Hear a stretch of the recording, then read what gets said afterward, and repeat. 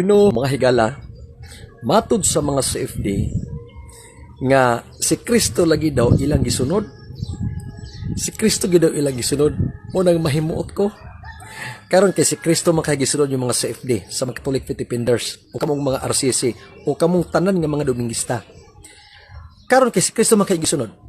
Asa mabasa sa kapitulo bersikulo sa Biblia nga si Kristo sumala siyang nabatasan kada Domingo siya naa sa sinaguga. Sige, ilapag ang teksto, ilapag. Tungod kay Kristiyanos man kaha mo, si Kristo may founders Kristiyanos, hindi kada Sabado naaman siya sa sinaguga. Di man Domingo yang isulod sa sinaguga kada Sabado man gyud, nya matod mo Domingo na pag-abot sa Kristiyanos.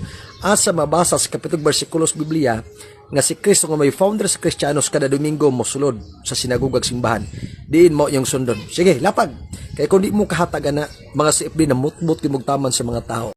Ni arangkada na pod si Boy Hilak o naghata na po mga punto, mga argumento nga makainguntag kung ikaw kabalo, kung ikaw ka magtuon sa tudlo sa Iglesia Katolika Apostolika Romana ug sa balaang kasulatan, mura po rin tinuod, basta mo present ni sila. Pero kung nagtuon ta sa tudlo sa Iglesia Katolika o sa gisulti sa balaang kasulatan, again, sama sa ubang gitawag og mga tagakpod, mailan o makita nato nga mga ignorante gining mga tawhana sa nakasulat sa tradisyon at the same time sa kasaysayan kanan nakasulat diha sa balaang kasulatan. So naa siya tawag ining kuan, naa siya mga komento. Gisulti niya si Kristo daw kuno daw ang ato ang tawag ini nga gisunod. Yes, siya ang atong sentro, siya ang ato ang ginasimba kay sa pagtuong Katolika si Kristo ang sentro. Si Kristo ang naa sa tunga. Mo na nga naturalmente, sundo na mo kaptong iyahang gitawag og teaching. Og never nakasulat sa balaang kasulatan nga gitudlo ni Ginoong Jesucristo nga magpahulay mo sa adlawng igpapahulay. So karon naaman siya itawag ining pangutana.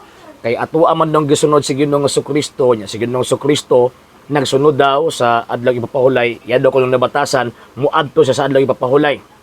O sa matag adlawng igpapahulay didto sa gitawag og sinagoga. Wa mo siya kasabot siyang gibasa. Makita nato ba nga nagbasa ning mga tawhana nga wa nila masabti ang ilahang gibasa. Kana ding pulong na batasan. Unsa man na ang meaning anang word nga nabatasan or customary. Custom niya. Buti pasabot na ang mga practices daan nga na-establish before pa niabot or nahimong tao nga atong Ginoong Jesucristo. Nga mo na gisunod sa mga tao kaniadto before pa niabot ang Ginoo. And syempre, kinaaman sa lugar sa gitawag og mga Hudyo, iyahan ang na-adapt, iyahan ang nakuha, iyahan ang custom kung baga, tungod kay naaman siya ni anang maong lugar. And kanang lugar manggod, mga sir og mga ma'am, kuan manggod na kanang ang ilang sistema sa gobyerno, theocratic form of government.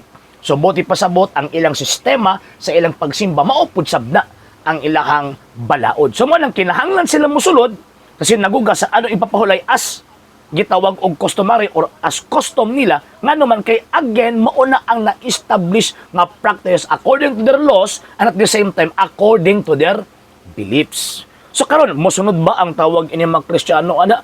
Dili na. Mga Katoliko ana, dili na gihapon. Nga naman tungod kay ang simbahang Katolika, ang Santa Iglesia Katolika Apostolika Romana, lahi nga relihiyon kung itandi sa relihiyon gipasakupan ni Ginoong Jesucristo nga maotong gitawag og Judaismo. So ang gisunod sa mga Katoliko o sa mga defensor Katoliko, kining pagtulunan ni Ginoong Jesucristo nga gitudlo sa mga apostol.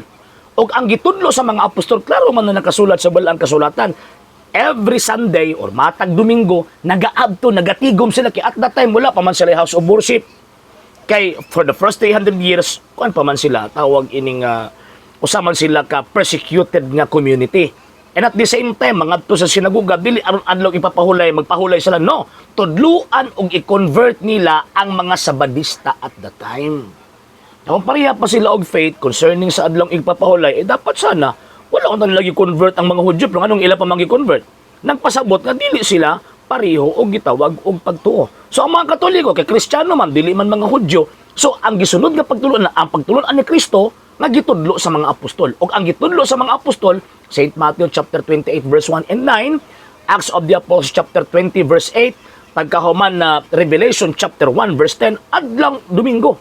magtigom sila magsimbas Ginoo. Og ang mga patristic literature kanang mga gisulat sa mga fathers nga mga documents naghatag og pahimugat nga ang mga Kristiyano for the first 300 years nagsimba sila sa Ginoo adlawng Domingo, dili adlawng igpapahulay. Karon sakyan ko ni ang iyahang tawag ining argumento nga kinahanglan sundon gyud sa Ginoong Kristo. Question: kini bang mga sabadistang piki, kining sabadistang gipangtukod lang og Amerikano, apil na ng 70 Adventist, daghan man na sila, nasunod ba sila kang Ginoong Kristo?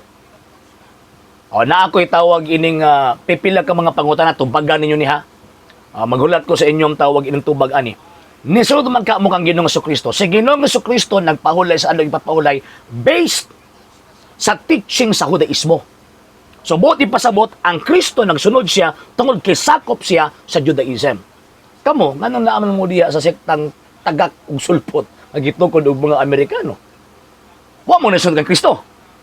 Number two, kining customary practice ni Ginoong Kristo, particularly sa adlong tawag ining igpapahulay, ang iyang nadawat nga custom ang mag-lead sa adlong igpapahulay pare sa inyo nganong pastoy.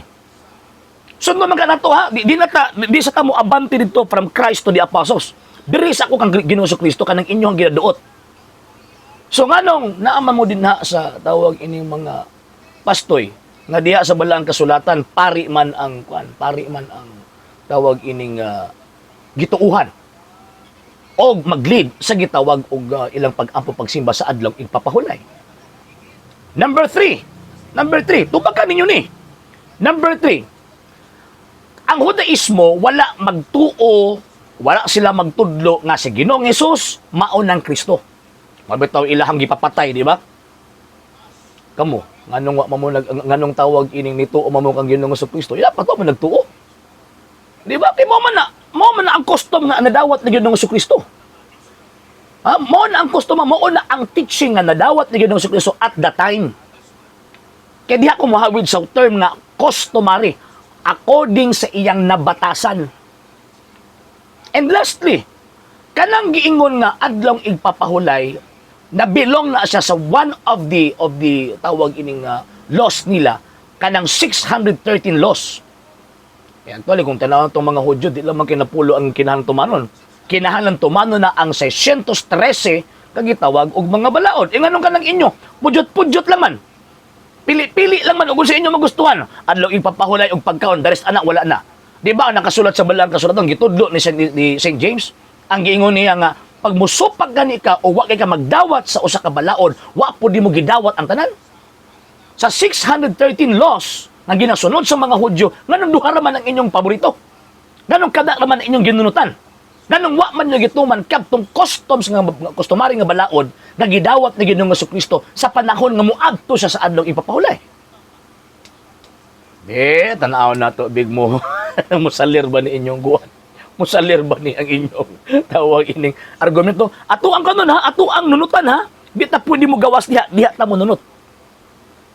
And last argument na to, mga sir ug mga ma'am. Kanang giingon nga law of the Sabbath nga nakasulat sa balaang kasulatan, klaro man kaayo nga ang implementer of that law of the Sabbath ang mga Hudyo. Anus apa nahitabo nga ang Seventh-day Adventist gitagaan sila katungod nga mo implementar sa law of the Sabbath aron naa sila katungod nga mo badlong mo saway ni adtong mga tao nga di mo tuman sa adlong ipapahulay. So kung mo badlong mo nga wa mo'y otoridad, so usurpation of authority ka na. Pagpamakakon, di ba? Kamu ang butbuton, dili kami ang butbuton. Sa mo ang pagtulunan sa mga Katoliko, ang balaod, paso naman tong sa Old Testament, gikuha na Ginoong Kristo, gi-amend. Pagkaman, it must be, kanang balaura, it must be interpreted according to the Christian concept and teaching. Mo bito nga na ay mga amendments sa mga balaod nga ilang gidawat kani adto. Kay bag-o naman kining relihiyon. So, ang implementer of the law, sa panahon, sa Bagong Testamento, mao nang simbahan gitukod ni Kristo. Unya, unsa man ang simbahan na? Kanang mibuto lang ni Abtong 1863, gitukod sa upat kabuk Amerikano? No! Dili na mao. Ang gitukod ni Kristo, ang edad karong panahon na not less than 1,980 years old na. bot-boton mo, dili ang Katoliko, ay may ipahid or iangin anang inyong tawag inang kabot-boton. Okay? Sa hindi pa po nakapag-follow sa mga pages po natin, i-follow nyo po yung mga pages po natin, RJ Horolanciano II TV Apolia Punto Argumento page, Kuya Apologist TV page, and RJ's Vlog 2022. And pwede rin po kayo mag-send po dyan ng Facebook stars. And also, sa ating po mga channels, sa hindi po nakapag-subscribe, subscribe po ninyo yung mga channels natin, Dalay Catholic, Apologist International Official, RJ Sano II TV, Kuya Apologist TV, and Barrio Kawayan Religious Forum. And pwede rin po kayo mag-send po dyan ng super sticker, super chats, and super thanks. And maraming salamat po sa mga kapatid ko mga Katoliko na ulis pong tumutulong sa programa po natin. Maraming salamat po. Nang dahil po sa tulong at suporta po ninyo, ang programa pong ito, until now, andito pa rin po sa social media. And until now din po, nangangailangan pa rin po tayo sa tulong at suporta po ninyo dahil wala po kami magagawa rito mga sir, mga ma'am, kung wala po yung tulong at suporta po ninyo. Sa gusto pong tumulong, sa gusto pong sumuporta, pwede po ninyong ipadala ang tulong at suporta po ninyo sa pamamagitan po ng ating mga account numbers dyan po sa ating pong screen. And pwede niyo po kaming i-message sa ating pong page kung via remittance po yung papadala po ninyo. Maraming salamat po in advance.